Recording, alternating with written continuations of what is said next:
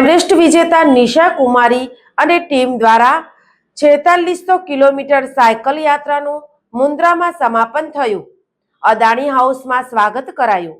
Adani house ખાતે Adani public સ્કૂલના બેગપાઇપર બેન્ડે 75 વિદ્યાર્થીના જૂથ સાથે મળીને પ્રેરણાદાયી પેડલ ટુ પ્લાન્ટ અભિયાનના સફળ સમાપન પર ઉષ્માભર્યું સ્વાગત કર્યું હતું. પર્યાવરણ વિશે જાગૃતિ ફેલાવનાર માઉન્ટ એવરેસ્ટ વિજેતા નિશા કુમારી, જેઓ ભારતથી લંડન સુધીની સાયકલ યાત્રાની દુર્લભ સિદ્ધિ મેળવી છે, જેના નેતૃત્વમાં આ અભિયાનને સાયકલિંગ કોચ તેમજ પર્યાવરણીય કાર્યકર્તા નિલેશ બારોટે માર્ગદર્શન આપ્યું હતું. 8 વર્ષની નિશા બારોટની આ યાત્રામાં ભાગીદારી ખાસ નોંધપાત્ર રહી. આ કાર્યક્રમના મુખ્ય મહેમાન તરીકે નીતિન સૈની, રક્ષિત શાહ, સુજલ શાહ, અમી શાહ અને હેમંત કુમાર હાજર રહ્યા હતા. 3 સભ્યોની ટીમ નિશા કુમારી, નિલેશ બારોટ અને 8 વર્ષની નિક્ષા બારોટે અરુણાચલ પ્રદેશથી મુન્દ્રા સુધીની 4600 કિલોમીટરથી વધુની અસાધારણ યાત્રા પૂર્ણ કરી હતી.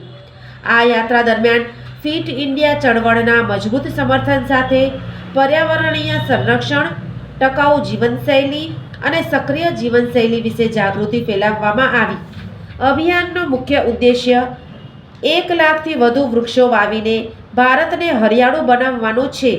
યાત્રાની સમાપ્તિ માટે મુન્દ્રા પોર્ટની પસંદગી થઈ, કારણ કે અદાણી પોર્ટ્સ વૈશ્વિક સ્તરે સૌથી હરિયાળા પોર્ટ ઓપરેટરોમાંનો એક તરીકે ઓળખાય છે. નિલેશ બારોટે જણાવ્યું કે સાયકલિંગ યાત્રાનો અમારો ધ્યેય ચેન્જ બિફોર ક્લાઇમેટ ચેન્જના શક્તિશાળી સૂત્ર સાથે વૃક્ષારોપણને પ્રોત્સાહન આપવાનો છે. અભિયાન દરમિયાન મુખ્યત્વે આબોહવા પરિવર્તન અને તંદુરસ્તી વિશે જાગૃતિ લાવવા પર ધ્યાન કેન્દ્રિત કર્યું છે. APSEZના એક્ઝિક્યુટિવ ડિરેક્ટર રક્ષિત શાહે ઉમેર્યું કે અદાણી ગ્રુપ હંમેશા પર્યાવરણીય અને ટકાઉ પહેલ માટે પ્રતિબદ્ધ છે. આ હેઠળ મુન્દ્રા ખાતે અદાણી ગ્રુપ દ્વારા અદાણી વન હેઠળ હજારો વૃક્ષ ઉગાડવામાં આવ્યા છે. વીજળીનો સમજણપૂર્વકનો ઉપયોગ ભવિષ્ય ઉજળું રાખશે.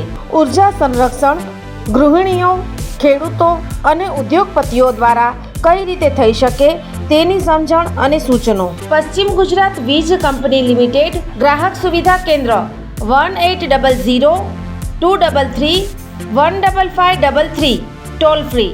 વિઝિટ અસ www.pgvcl.com. આ ચિત્ર જુઓ અને વીજ કરંટથી કઈ રીતે બચી શકાય તે જાણો.